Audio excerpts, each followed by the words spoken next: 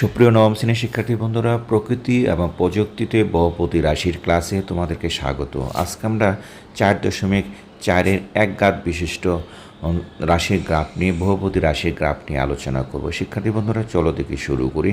এখানে বলছে একঘাত বহুপদী রাশির সাধারণ আকার হলো p of x equal to x plus b, যেখানে a does not equal to zero. শিক্ষার্থী বন্ধুরা, এটা আমরা আগে এরকম একটা ফর্মের সাথে পরিচিত হয়েছি। চলো দেখি, এখানে বলছে যে একঘাত বহুপদী রাশির গ্রাফ আঁকা সহজ, কারণ এটি একটি সরলরেখা নির্দেশ করে। যেহেতু কোনো সাধারণ সরলরেখার ওপর যে কোনো দুইটি বিন্দু এই সরলরেখাকে নির্দেশ করে, সুতরাং একটি একঘাত বহুপদী রাশি পি ও এক্সের গ্রাফ আঁকার জন্য দুটি বিন্দু বের করলে যথেষ্ট হবে। এখানে এক্সের দুটি মানের জন্য পি ও এক্সের দুটি মান বের করো এবং এক্স এবং পি ও এক্সের মানে সাপেক্ষে তৈরিকৃত বিন্দু দুটি এক্স ওয়াই সমতলে স্থাপন করে এই বিন্দু দুটির মধ্যে দিয়ে একটি সরলরেখা আঁকলে সেটা হবে পি ও এক্সের একটি বহুপদী রাশির গ্রাফ।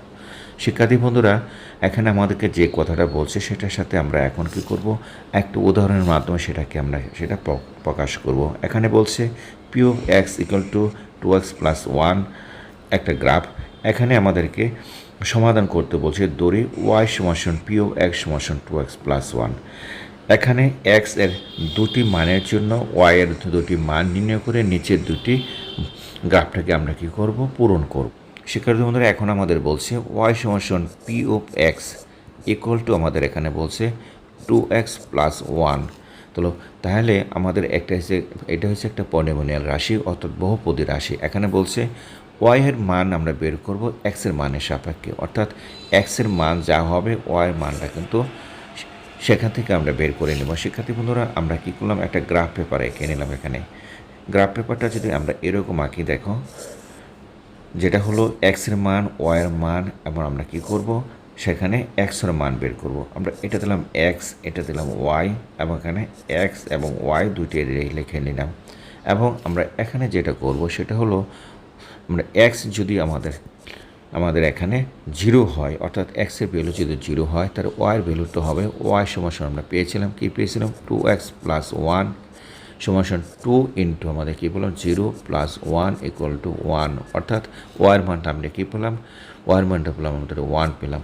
শিক্ষার্থী বন্ধুরা, তাহলে আমরা এখানে বসাই যে এক্সের ভ্যালুটা আমরা কি 0 বসালাম এবং ওয়াইয়ের মানটাকে আমাদের কি বসালাম, ওয়াইয়ের মানটা বসালাম আমাদের 1। তাহলে এক্স এবং ওয়াইয়ের মানটা আমাদের কী দাঁড়ালো, আমাদের এখানে 0 এবং 1 সেটা দাঁড়ালো। শিক্ষার্থী বন্ধুরা, এখন আমরা যেটা করব, এক্সের মানটা যদি আমরা কী করলাম, এক্স ইকুয়াল যদি আমরা 1 বসাই, এবং তাহলে আমাদের ওয়াইয়ের মানটা আমরা কী পাবো, ওয়াইয়ের মানটা পাবো 2x প্লাস 1 সমান 2 ইন্টু 1 সমান 1 ইকুয়াল টু 2 প্লাস 1 সমান 3। তার মানে আমাদের কী দাঁড়ালো, আমাদের এখানে দাঁড়ালো যে এটাই, যে এক্সের মান আমরা 1 পেলাম, ওয়াইয়ের মানটা আমাদের কী পেলাম, 3 পেলাম। তাহলে আমাদের গ্রাফটের মান পেলাম, অর্থাৎ এক্স ওয়ার মান পেলাম আমাদের কত, 1 এবং 3 পেয়েছি।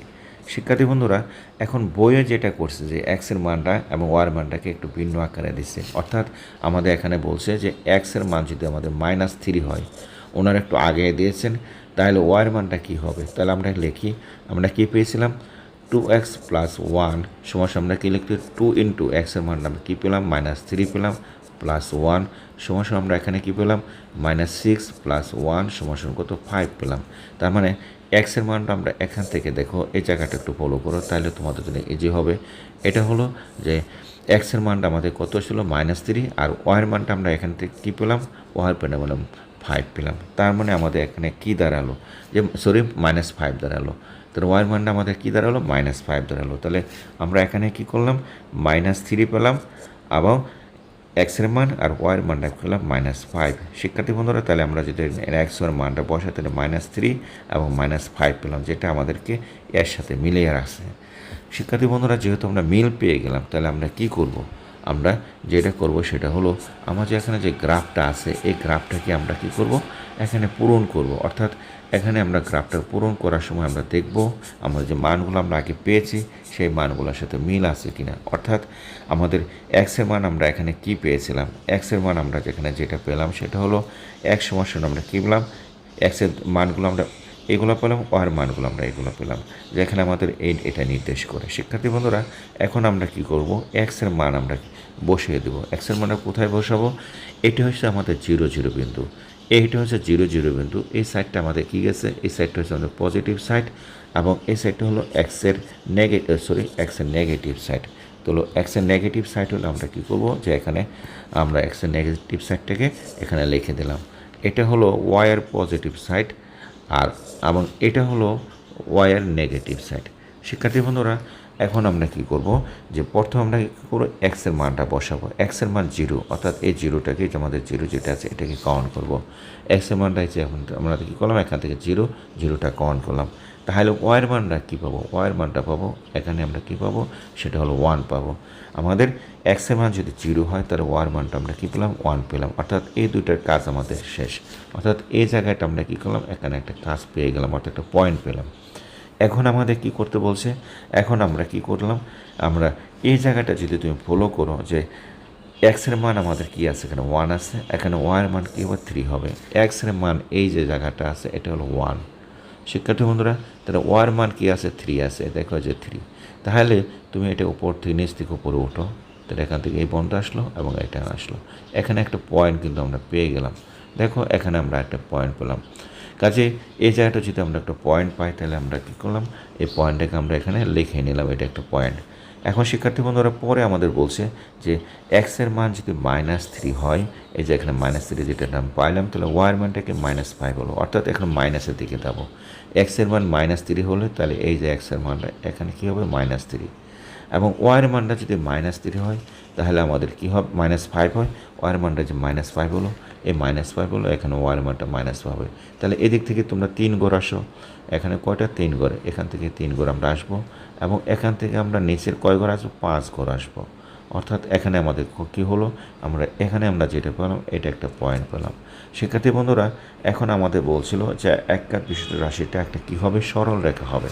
সরল রেখা কীভাবে হবে সেটা দেখানোর জন্য আমরা এখানে কি করব, যে পয়েন্টগুলো মেলাবো। এই যে একটা পয়েন্ট, এই যে এটা হলো আমাদের পজিটিভ পয়েন্ট ছিল, কিন্তু আমরা কি করব, এই যে মাইনাস, এই যে এখান থেকে যে পয়েন্টটা এখানে জয়েন করো, এবং এই জায়গা থেকে এই পয়েন্টটা জয়েন করো, তার মানে এটা একটা সরল রেখা হলো।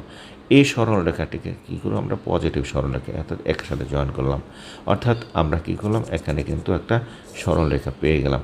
শিক্ষার্থী বন্ধুরা, আমরা কিন্তু এতক্ষণ যা করলাম সেটা হলো, দেখো যে এটাই এখান থেকে আমরা এই সরল রেখার মাধ্যমে আমরা এটাকে কী করলাম, প্রকাশ করে ফেললাম। শিক্ষার্থী বন্ধুরা, আশা করি তোমরা এটা বুঝতে পেরেছ। অর্থাৎ আমরা এখানে আমাদের যে জিনিসটা নির্দেশ করছিল সেটা হলো যে বিন্দুগুলোকে পরস্পর সংযোগ করা। বিন্দুগুলোকে আমরা কী করলাম, এই যে পরস্পর এই বিন্দু এবং এই বিন্দুটাকে আমরা সংযোগ করলাম।